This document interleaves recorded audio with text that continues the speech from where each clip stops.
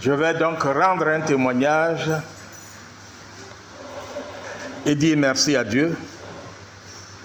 La semaine dernière, nous devrions partir à Yamoussoukro jeudi.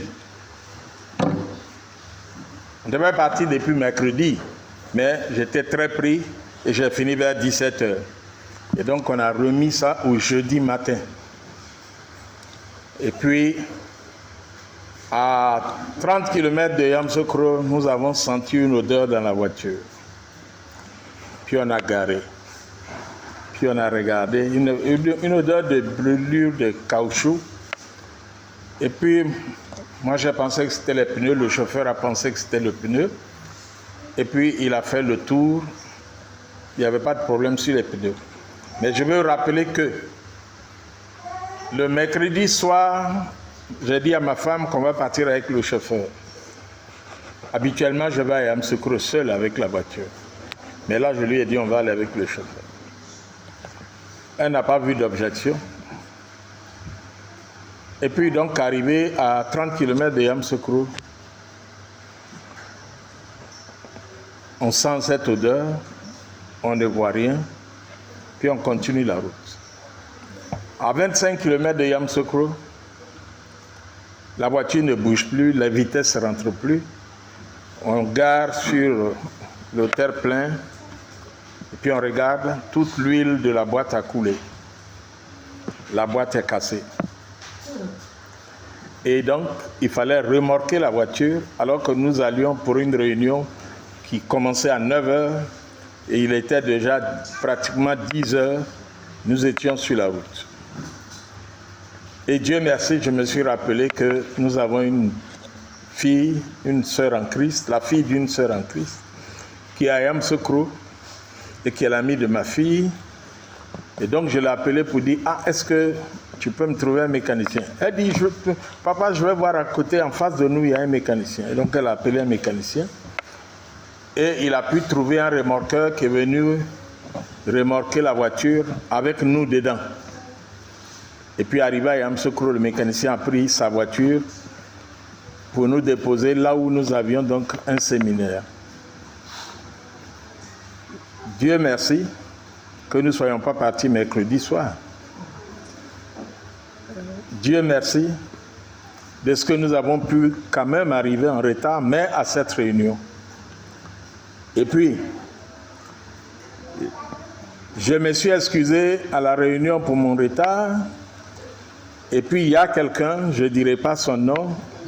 S'il voit la vidéo, il saura que c'est lui. Mais pour garder la discrétion, donc je ne dirai pas son nom. Il sait que je lui suis très reconnaissant. Et dès que je lui ai dit que j'ai cassé ma boîte, il m'a dit je prends la moitié des dépenses. Or, l'achat de la boîte plus les dépenses et tout, ça allait faire plus d'1 million. Et quand je l'ai rencontré après, il m'a dit je prends 500 000, mais je te donne voilà 300 000. Arrivé à Abidjan, je te remettrai 200 000. Et il m'a remis donc les 300 000. Et on ne s'est pas encore vu, peut-être qu'on se verra demain. Mais je voudrais dire merci à Dieu, parce que la voiture n'est venue chez moi qu'avant-hier nuit.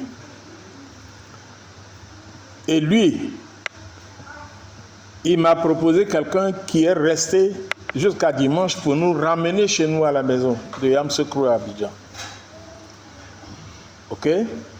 Mais quand il y a eu la panne, et c'est ma femme qui m'a rappelé ça, je ne sais pas si c'est ce matin ou hier, elle a dit ce qui l'a impressionné, c'est que j'ai dit merci Seigneur. C'est toi seul qui sais pourquoi nous avons eu la panne. Et c'est toi seul qui sais pourquoi nous ne sommes pas rentrés à Yamoussoukro avec la voiture. Parce que 25 km, on a déjà fait 200 km, ce n'est pas 25 km qu'on ne pouvait pas faire. Et Dieu soit loué. On ne remercie pas Dieu seulement quand tout va bien. Je crois que c'est la leçon qu'elle a comprise. Ok? Et elle m'a rappelé ce que j'ai dit quand ça s'est passé. Elle était inquiète. Mais moi, j'ai dit, merci Seigneur. Et quand elle me l'a rappelé, moi aussi, ça m'a fait du bien de savoir que face à une situation difficile, j'ai loué Dieu. Ok? Et la leçon que je voudrais qu'on en tire, c'est simplement, n'attendons pas seulement quand tout va bien pour dire merci à Dieu.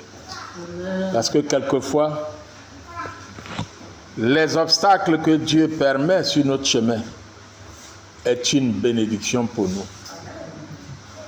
Ok? Peut-être qu'un autre jour, j'aurai l'occasion de vous dire un gros obstacle qui s'est produit sur mon chemin, et puis Dieu l'a transformé aujourd'hui en une grande bénédiction. Ok?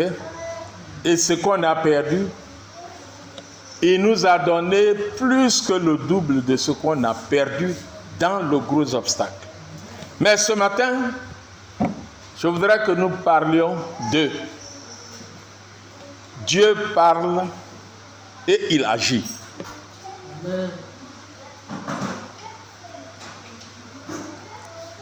Dans Hébreux chapitre 4, verset 12, il est dit, en effet, la parole de Dieu est vivante et efficace, plus tranchante que toute épée à deux tranchants,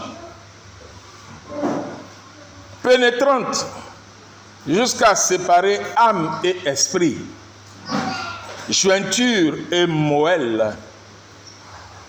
Elle juge les sentiments et les pensées du cœur. On parle de la parole de Dieu, hein? Donc ce que Dieu dit. Là, on parle de ce que Dieu dit. On ne parle pas de la Bible, ce qui est écrit. On parle de ce que Dieu dit. Quand il prononce. Jérémie chapitre 23, verset 29, nous dit, et c'est l'Éternel qui parle, il dit, ma parole n'est-elle pas comme un feu, dit l'Éternel, et comme un marteau qui brise le roc. Vous voyez les grosses broches que les camions transportent. Si tu tapes un marteau dedans, c'est ton marteau même qui va se casser, les manches de ton marteau qui va se casser. Mais on dit ici, ma parole n'est-elle pas comme un marteau qui brise le roc? Ça veut dire que la parole de Dieu elle-même brise ce qui est dur.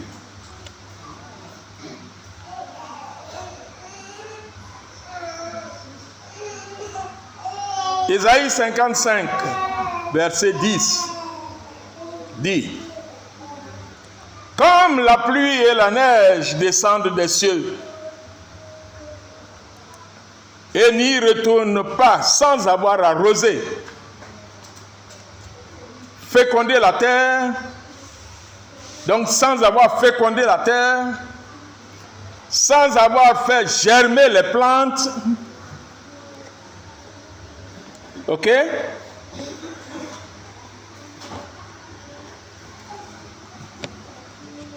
Sans avoir donné de la semence au semeur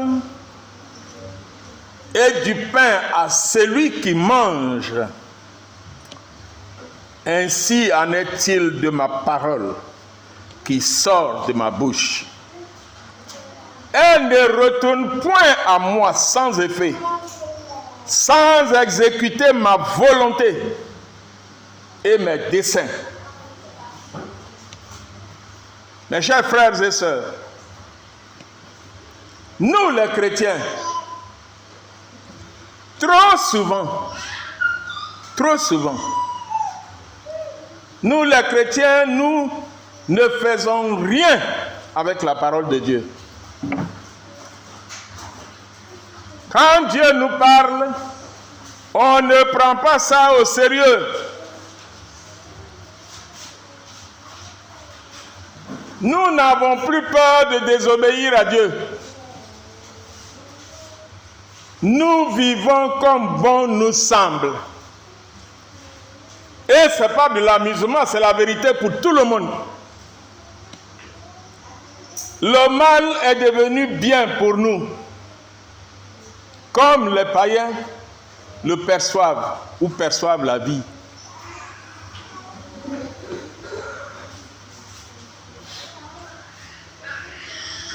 Utiliser le matériel de son patron pour ses fins personnelles, ça ne nous dit plus rien. Avoir 3 ou 4 gars qui nous permettent d'arrondir les fins de mois, ça ne nous dit rien.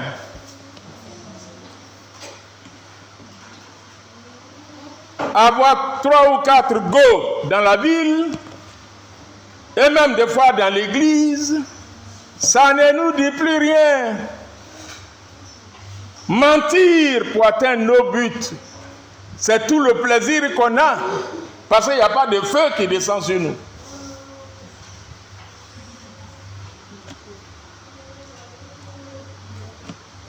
Mais,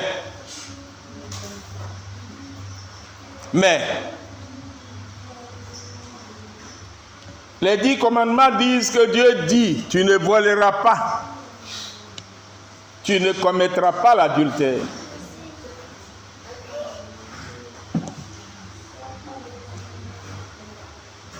Dieu, il est silencieux, hein?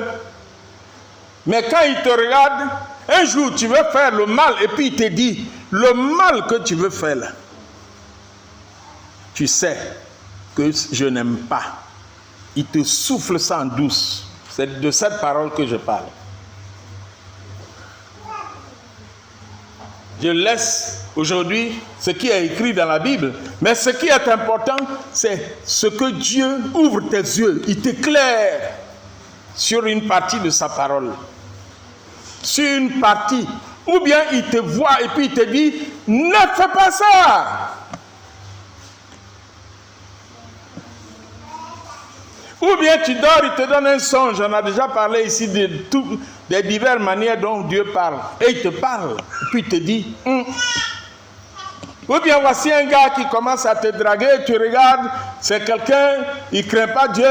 Tout ça, tu as envie de lui dire, merci bien, je suis d'accord, il faut venir me marier. Le Seigneur te souffle. Il dit, ne va pas là-bas.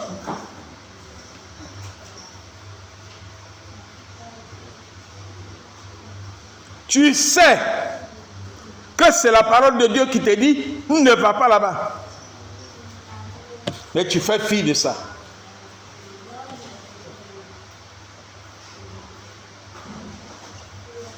Tu vois l'argent de ton patron, il a oublié, il va plus, le diable te dit, il ne va jamais se rappeler.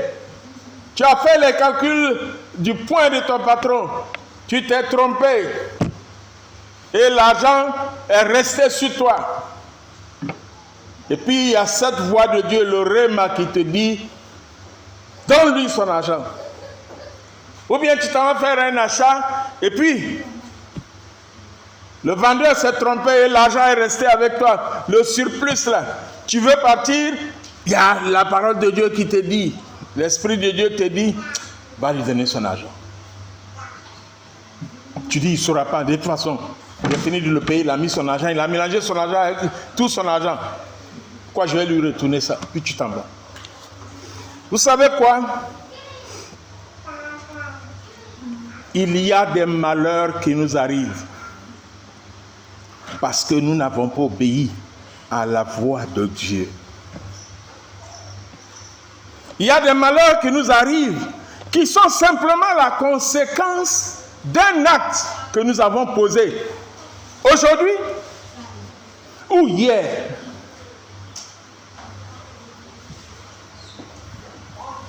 Des fois Dieu parle. Et puis il dit, quand tu as fini de faire là, tu auras la sanction. Toi. et ta postérité, tes enfants, les enfants de tes enfants. On s'amuse avec ça. Puis on dit on est chrétien. Il y a des malheurs qui nous arrivent par désobéissance à la parole de Dieu, par désobéissance à la voix de Dieu. Et je vais vous donner quelques exemples dans la Bible. Ce qui me plaît chez notre Seigneur, c'est qu'il sait rester silencieux. Si tu dis que tu ne vas pas obéir là, il peut le laisser. Il ne fait pas comme Ananias et Saphira, où tu désobéis en même temps, le feu tombe sur toi, ou bien en même temps tu meurs. Il ne fait plus ça. Mais il peut faire ça encore. Il a le pouvoir, ça y est dans sa main. Amen.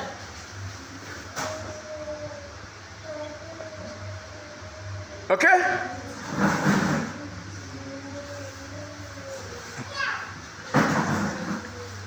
Des fois, le Seigneur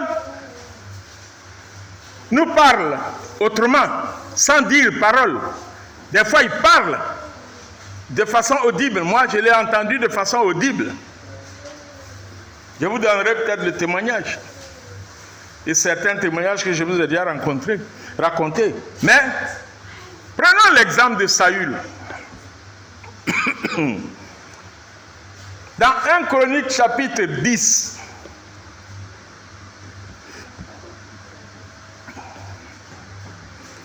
versets 6 à 7.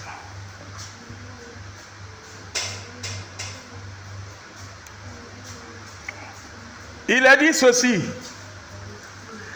c'est ainsi que Saül et ses 3 fils moururent, et toute sa famille mourut, et toute sa famille en même temps. Verset 7. Lorsqu'ils virent, lorsque le peuple d'Israël vit qu'on s'enfuyait et que Saül et ses fils étaient morts, tous ceux d'Israël qui étaient dans la vallée abandonnèrent leur ville pour prendre aussi la fuite. Et 1 Chronique, chapitre 10, verset 13 nous dit: Saül mourut à cause de l'infidélité dont il avait fait preuve envers l'Éternel. Ok? Parce qu'il n'avait pas respecté la parole de l'Éternel.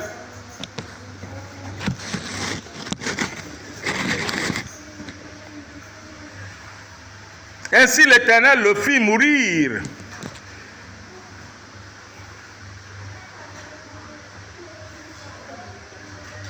Ainsi l'Éternel le fit mourir et transféra la royauté à David, fils d'Isaïe.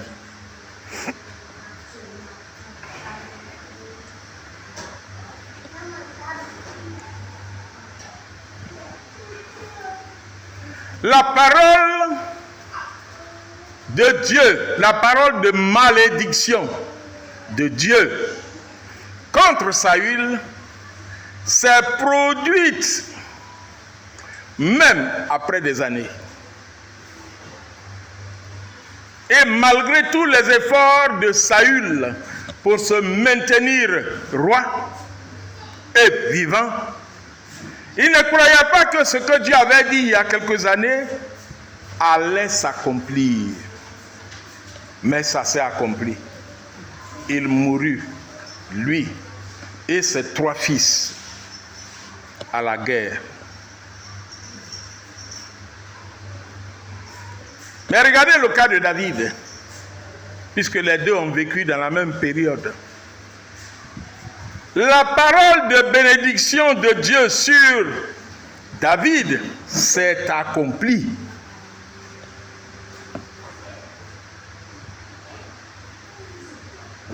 David fut investi roi en remplacement de Saül après de nombreuses années.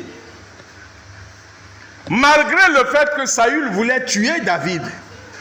quand il a su que David allait le remplacer, que Dieu avait fait oindre le fils d'Isaïe qui s'appelle David, et qu'après avoir tué Goliath, tout le peuple le louait, le chantait, 1000 pour Saül, 10 000 pour David. Tout ça a créé de la jalousie dans le cœur. Mais malgré tous les efforts, en tant que chef d'État, il avait tous les moyens, tous les renseignements généraux pour trouver David et le tuer. Cadeau. Mais comme Dieu a promis que David sera roi, Dieu a tout fait pour que le propre fils de Saül, Jonathan, se batte pour protéger David, son ami.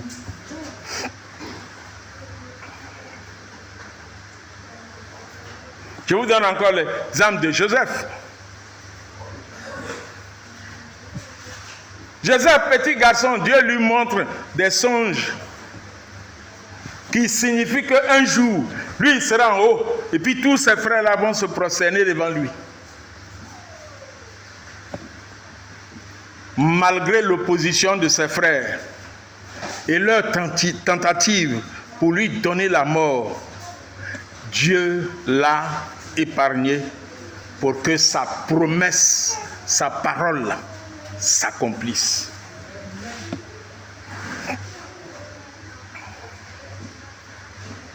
Ils ont vendu Joseph. On l'a envoyé loin. Et ils étaient rassurés. Au moins, personne ne va venir nous dominer. Le petit rebelle là. Il faut aller au lieu là-bas, en Égypte. Tu ne nous verras pas. Et donc on ne va jamais venir se prosterner devant toi. Dieu a parlé et il agit. Un jour, ils se sont trouvés dans une situation de famine. Et il y avait de la nourriture en Égypte. Joseph a souffert. Il a été accusé par la femme de Potiphar. Il s'est retrouvé en prison. Mais de la prison, il est devenu gouverneur. Amen. Mais ça ne s'est pas arrêté là. Il est devenu gouverneur en Égypte. Loin de là où étaient son père et ses frères. Mais Dieu a créé une situation là où se trouvent ses frères et le père. Ils étaient obligés d'aller là-bas et se prosterner devant Joseph. Pourquoi? La parole de Dieu s'accomplit toujours. Amen.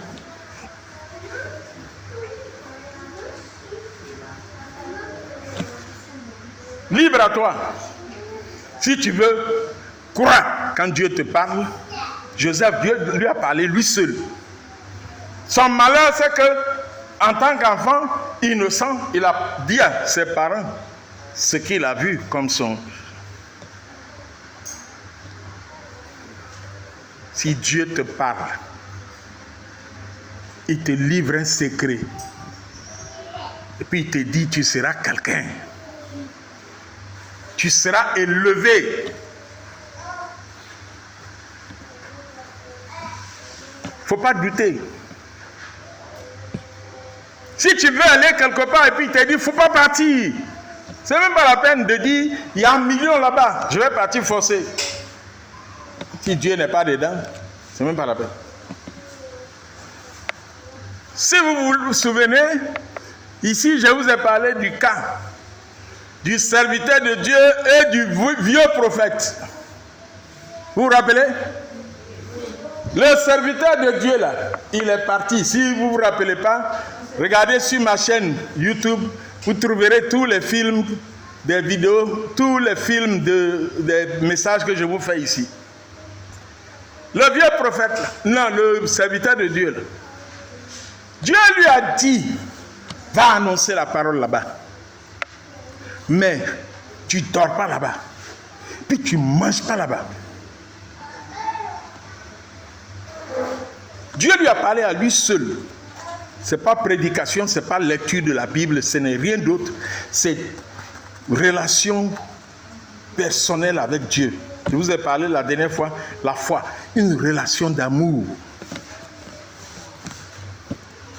C'est comme si ta femme ou ton mari te dit dans la chambre, pardon, ce week-end-là, tu vas aller au village. Pardon, ne va pas.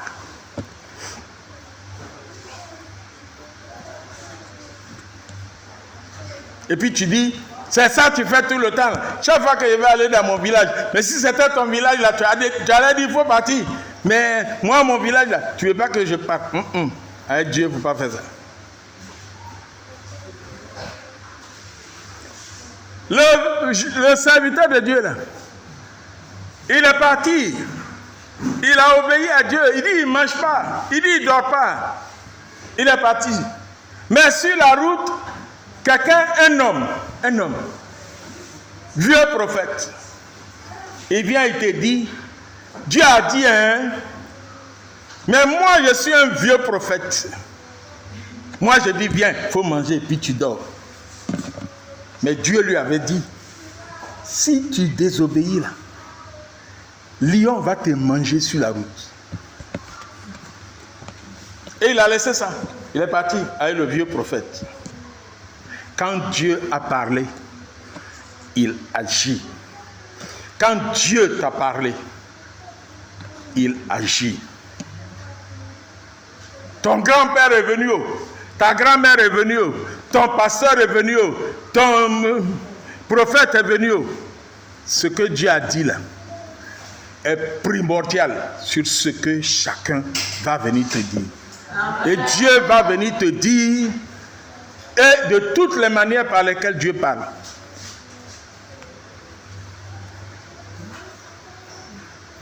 Changeons de mentalité.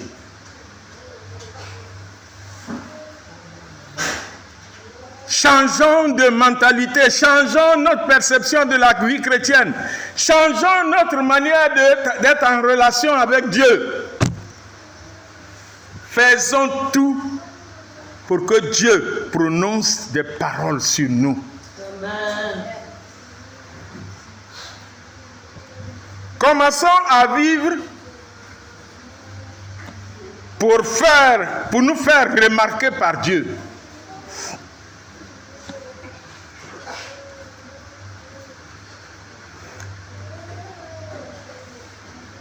Quand on rentre dans un lieu pour travailler, on rentre dans une entreprise pour travailler, on a envie de se faire remarquer par son patron. Faisons tout pour que de la même manière que Dieu nous remarque. Qu'on est nombreux ici, mais que Dieu nous remarque et qu'il nous parle. Il est un message pour nous. Il est une parole pour nous. De la même manière qu'une jeune fille est dans une église, je constate qu'il n'y a pas beaucoup de garçons ici, mais s'il y a un homme ici, un jeune homme, et qu'il est le seul, débatturé, bien en forme, joli, et qui se sape bien, comme notre frère, ok? S'il est le seul, mais chaque jeune fille va adopter une attitude pour se faire remarquer, pour qu'il lui propose de devenir sa femme. C'est vrai ou c'est faux? Dites-moi. Amen. Faisons la même chose avec Dieu. Amen. Faisons-nous remarquer par Dieu. Amen. Afin qu'il puisse venir nous dire, oh, jeune homme, je t'apprécie. Oh, jeune femme, je t'apprécie. Mais c'est comme ça que Dieu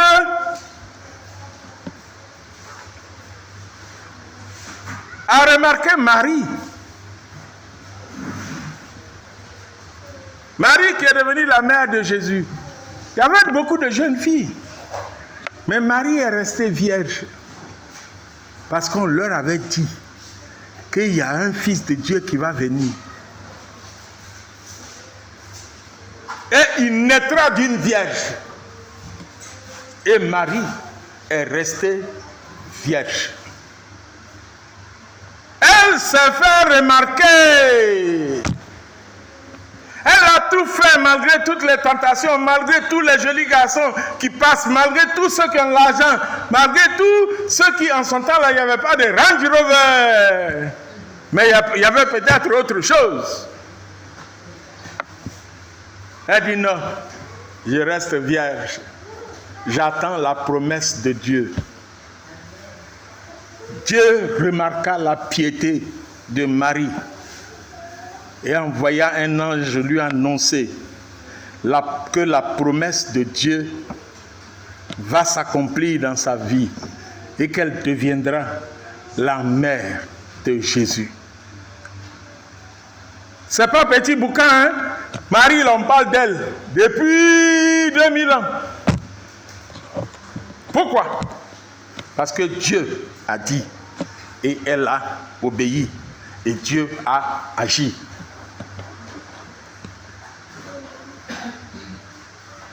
Quand Dieu m'a dit sur le campus ici, je vous ai déjà rendu le témoignage, que je ferai pas la spécialité en géologie, sciences de la terre. Je me suis demandé pourquoi. C'est quoi cette histoire encore que je dois faire céramique?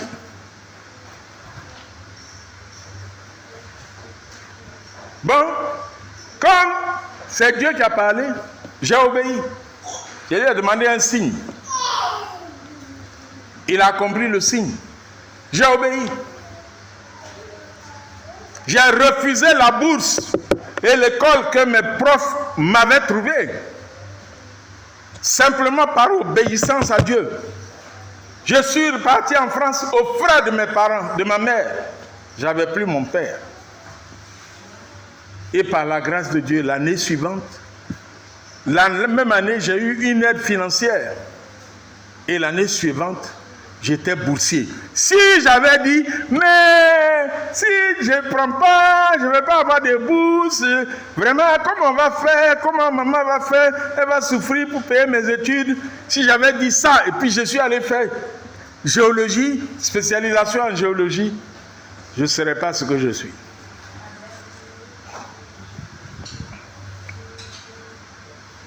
Dieu m'a fait grâce.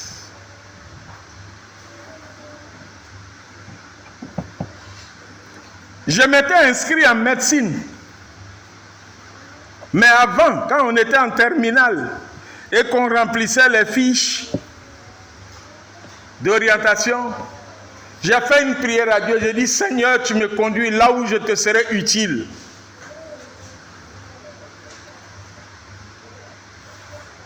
Et j'ai choisi médecine en premier choix. Je suis parti en vacances. Quand je suis revenu, les orientations sont sorties. On m'a envoyé en CBG, chimie, biologie, géologie. J'ai dit, pas question. J'ai dit à ma mère, pas question. Il faut qu'on s'arrange pour que je sois médecine. Je suis allé. Médecine commence les cours avant les autres. J'ai commencé les cours. J'ai oublié la prière que j'ai faite à Dieu. Et j'étais prêt à aller en médecine. On a pris rendez-vous pour que les jours suivants, le mardi suivant, on aille au ministère. On a pris rendez-vous avec quelqu'un. On devait aller au ministère pour qu'on change mon orientation. Et pendant que j'étais en cours en médecine, la voix de Dieu me dit, tu m'as demandé de t'orienter là où tu me seras utile. Mes chers frères et sœurs, je n'ai plus réfléchi. J'ai ramassé mes bagages, j'ai quitté la faculté de médecine. Après 7 jours de cours, et je suis allé faire CBG. Et au moment où je finissais CBG, Dieu me dit, tu vas faire céramique. Et c'est comme ça que j'ai fait la spécialité que j'ai aujourd'hui. Je n'ai aucun regret. Dieu savait quel était mon avenir. Amen.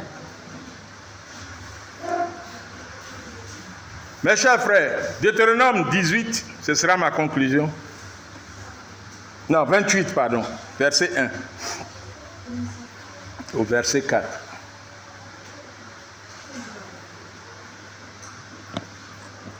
Si tu obéis à la voix de l'Éternel, ton Dieu, en mettant en pratique tous ces commandements que je te prescris aujourd'hui, l'Éternel, ton Dieu, te donnera la supériorité sur toutes les nations de la terre. Amen.